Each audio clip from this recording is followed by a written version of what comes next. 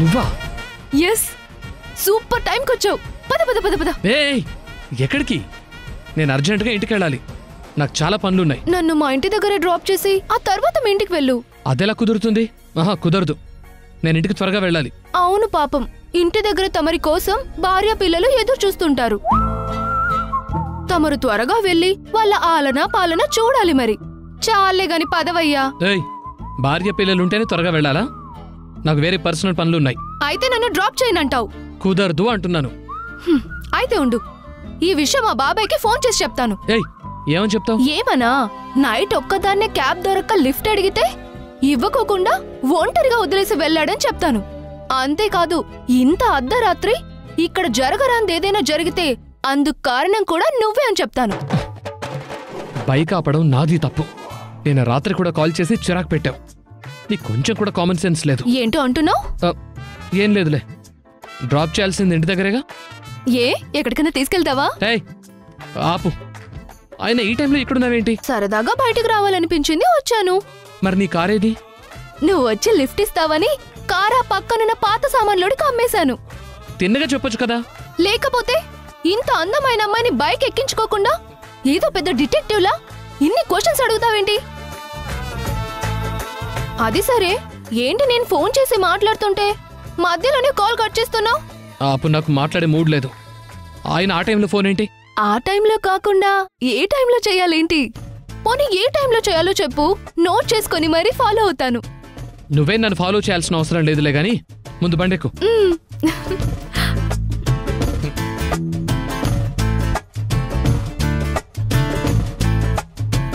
Distance distance. Right right. ఏదో ఏదో మాయా అనుకుంటూనే పడిపోయా, నేను చేసేనాడు ఆపై వాడు పొందిందే హాయా. అందం కావాలంటే అడగాలేమో నీ ఛాయ, నేను చెప్పాలంటే భాషల్లో నా పోలికలున్నాయా. ఐస్ క్రీమ్ ఐస్ క్రీమ్ ఆపు ఆపు. ఏంటి ఐస్ క్రీమ్? ఇంటికెళ్ళాలి. నేను ఇప్పుడు ఐస్ క్రీమ్ తినాల్సిందే, ఆపు. నేను ఆగను. నువ్వు ఇప్పుడు ఐస్ క్రీమ్ దగ్గర ఆపకపోతే నేను నిన్ను గట్టిగా హక్ చేసుకుంటాను. ఆపుతాను, అంత పని చేయి.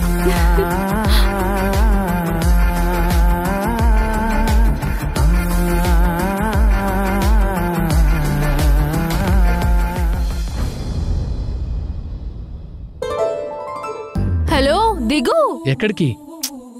రావయ్యా బాబు. అరే ఎక్కడికి? భయ్యా, ఏం ఐస్ క్రీమ్స్ ఉన్నాయి?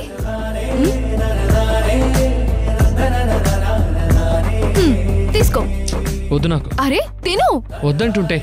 తినమంటున్నానా?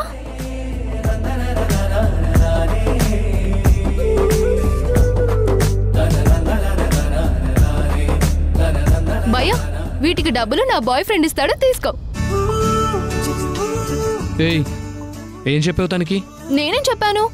డబ్బులు నా ఫ్రెండ్ ఇస్తాడని చెప్పాను. అవును, నువ్వు లవ్ మూవీస్ చూస్తావా? చూడు.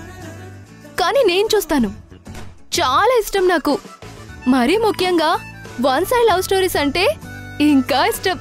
అందుకేనేమో నా లవ్ స్టోరీ కూడా వన్ సైడ్ లవ్ అయింది. కాకపోతే ప్రతి సినిమాలో లాగానే నా లవ్ స్టోరీలో కూడా చివరికి మనం ఒక్కటైపోతాంలే. ఎందుకు అలా కోపంగా చూస్తావు? కొంచెం ప్రేమగా చూడొచ్చు కదా.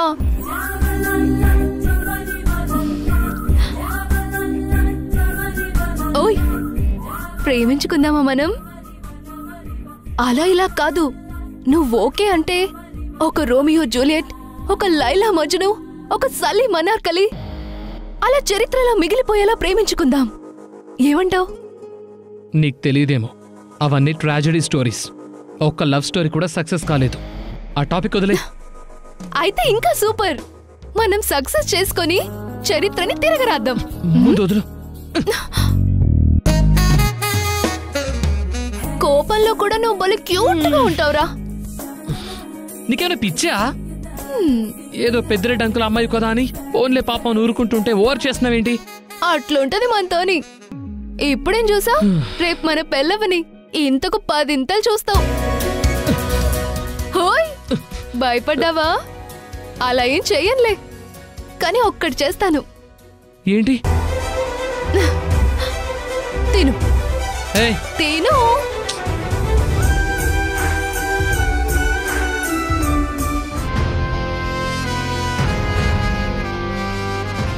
అన్నట్టు కార్ గిఫ్ట్ చూసావు కదా, ఎలా ఉంది? బానే ఉంది. కొంచెం నవ్వుతూ చెప్పొచ్చు కదా. బాగుంది. Thank you. నా టాలెంట్తో నేను గెలుచుకున్నాను కదా వీణా, చాలా సంతోషంగా ఉంది. సంతోషం. సరదాగా రైడ్కి వెళ్దామా వీణా? నా కొత్త కార్లో సిటీ అంతా ఒక రౌండ్ కొడదాం, ఏమంటావ్? నాకు ఇంట్రెస్ట్ లేదు, నువ్వు వెళ్ళి తిరుగు. అదిగో అదిగో, నాకు గిఫ్ట్ వచ్చినందుకు నువ్వు ఫీల్ అవుతున్నావు. అంత సినిమా లేదు, నువ్వు ఓవర్ యాక్టింగ్ ఆపు. ఓవర్ యాక్టింగ్ కాదు వీణా, నేను ఫ్రెండ్లీగానే అడుగుతున్నాను. కొత్త కార్లో బయటికి ఎక్కడికైనా వెళ్దాం పద. నేను రాను. గిఫ్ట్ గెలుచుకున్నావని ఓవర్ చేయకు. నేను తలుచుకుంటే ఇంతకన్నా పెద్ద పెద్దవే సాధించగలను. సరే మరి, నువ్వు మరో పోటీకి రెడీయా? పోటీనా? ఏం పోటీ? మామయ్య గారు చెప్పినట్టు ఈ ఇంటికి ముందుగా ఎవరు వారసులనిస్తున్నామని చెప్తారో వాళ్ళే పోటీలో గెలిచినట్టు. అంటే తెలుసుగా, నెల తప్పామని చెప్పాలి.